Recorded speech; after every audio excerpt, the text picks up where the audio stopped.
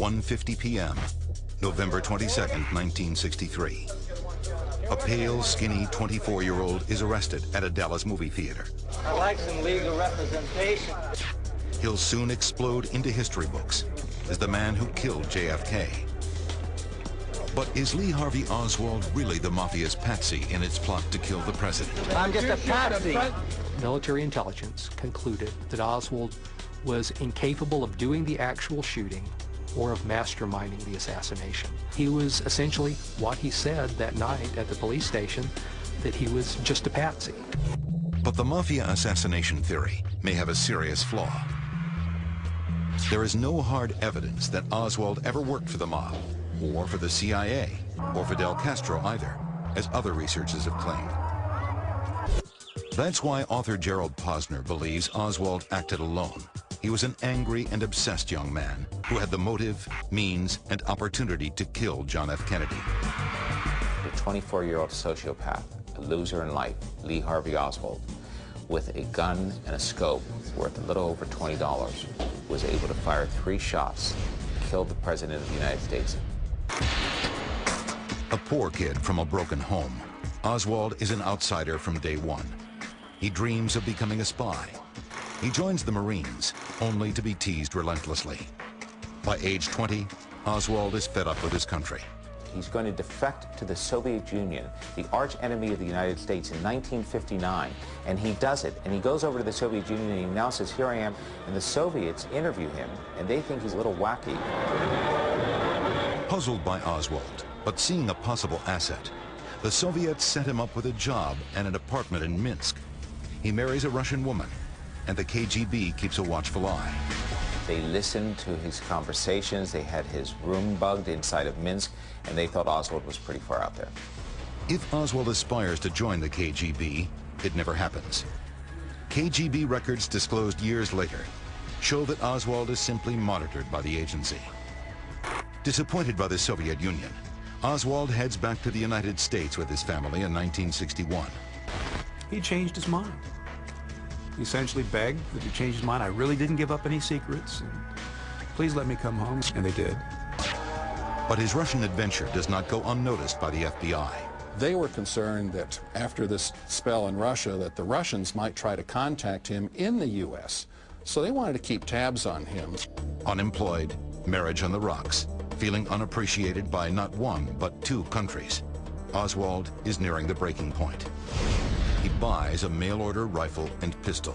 Oswald's wife, Marina, remembers taking those pictures, and they were shot in their backyard in March of '63. Oswald was proud of his weapons. This was not a man who was afraid to take a shot at somebody. The president is not Oswald's first assassination attempt. 7 months before Dallas, Oswald stalks General Edwin Walker, a right-wing Texas politician. He takes a shot at the general on April 10th as Walker sits by a window at home. Oswald grazes Walker's arm. The shooting is a mystery for Dallas police, one they won't unravel until after the JFK assassination. They had a mangled bullet that had gone through the wall and into the next room. It turns out it was Oswald. For Oswald, it's yet another failure.